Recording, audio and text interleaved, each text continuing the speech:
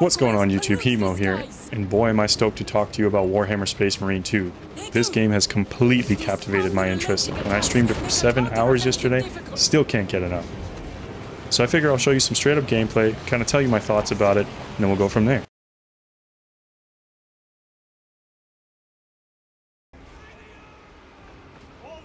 Being upfront though, I am not a Warhammer 40K guy. I really wish that I were.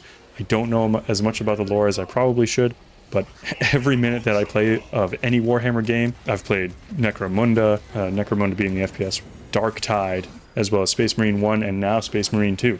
Every minute I spend in this universe is a minute that I want to spend learning more about it. The storytelling in these is incredible, as well as the set pieces, design, the whole atmosphere, just chef's kiss. This game is exactly what video games should be, what they used to be, harking back to a time where you could pay one price for a video game, and on launch that video game was good to go and it was a complete experience. That's what you get with Space Marine. You got your campaign, you got multiplayer, hell, you've even got a multiplayer campaign that's separate from the regular campaign where it's story adjacent. And everything is equally as good, it's all high quality, which you come to expect Warhammer. It's one of those franchises now. In this game, you are a Space Marine. Who could have guessed by the title, I know, right? Basically a mix between what Buzz Lightyear would be if he was totally juiced up and just pissed as hell all of the time. Just his whole foundation was piss and vinegar. Mixed with the dude bro aesthetic from Gears of War, you're just this big, chunky, heavily armored tank. And the Doom guy, in terms of like level of violence and straight up glory kills. Despite your hulking size, your weapons, and your just sheer strength, the gameplay doesn't seem as staggered and snail-like as it should be. It's very smooth but deliberate, and I think that that's awesome. It's a nice choice. It plays very similar to the older style of Gears of War where it's slow. You kind of have to think about what you're doing as you're doing it, but the only difference is there's no cover, because if you're a Space Marine, why the fuck do you need cover? But hey, you know, that's neither here nor there. You're literally a walking tank. Combat flows pretty seamlessly between a melee system that's pretty well fleshed out, that's got combos, heavy attacks, light attacks. Hell, the melee weapons are some of the favorite. Like, you can get a chainsaw sword. That's wild to me, man. That's nuts. It has a parry system, which is a pretty generous window, too. Anytime you see, like, that blue, almost star-looking icon, you just hit your parry button, and then you do some crazy cool animation. If it's a smaller enemy, you basically just, like, catch them by the throat and smash them on the ground, rip their head off, something like that. Makes you feel really badass. And little moments like that kind of add to the flow of the combat. Hell, even if they're a bigger enemy, you parry at the right time, it gives them a little reticle on their head, you pull the trigger, boom, you just shoot them while they're mid-combat. It kind of stops them, and it's the best way to deal chunky damage to big targets. But either way, the flow of that is so seamless that it just seems natural. You feel like a Space Marine. You're doing badass things, and you are a badass. In addition to that, the sound design truly complements all of what's going on here. The gun sounds big and chunky, like do do do do do. You feel like you're shooting mini cannonballs at this hive mind alien race. It is insane. The Boltor, all of it, it's just so good. Like, you can't get any better than this. The music really sets the frenetic tone. It's a mix between choral and what is like basically goth heavy metal. It's I can't rave about it enough, as you can tell. Campaign is up to 3 players. You can play it solo, where you get 2 bots. I will say, on veteran difficulty, which is what I started on, bots don't really seem to help you all that much. You can use your waypoints to kind of direct them, but even then they don't really follow it. But I think that added to the challenge, and honestly I wouldn't change it. Because having those allies there, it still builds that sense of camaraderie, the dude bro-ness that you're looking for in a game like this, which is exactly what I'm looking for, so it's cool. That being said, when you do play with your friends, it is so fun to assemble a squad. It can lead to a lot of fun moments. Oh, funny moments too. Just in general.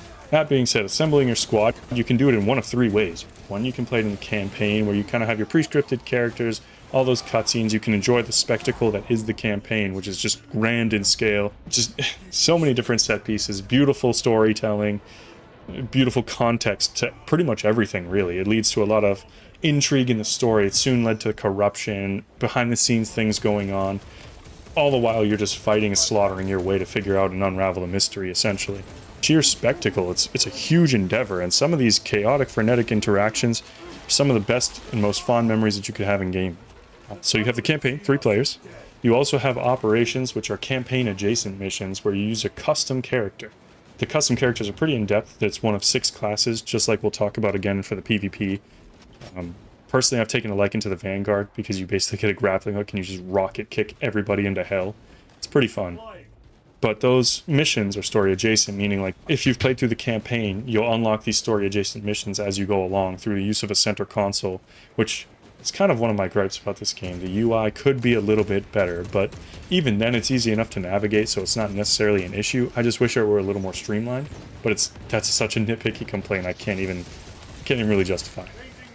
But the operations are fun. You level up your character, there's a track of progression there to keep you playing for a while, and it doesn't feel super grindy. It's pretty fun. Honestly, it adds to the game. And then we have the PvP, which is a mix of like your standard game modes. You have like an attrition / team deathmatch thing. You have a zone capture. All your standard run-of-the-mill things on some pretty unique Warhammer-based maps where you get one of those 6 classes again.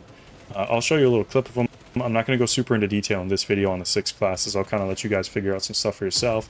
And maybe even post some build videos down the line. But there's a surprising amount of depth in it. My only gripe with the multiplayer systems is that all of them are separate.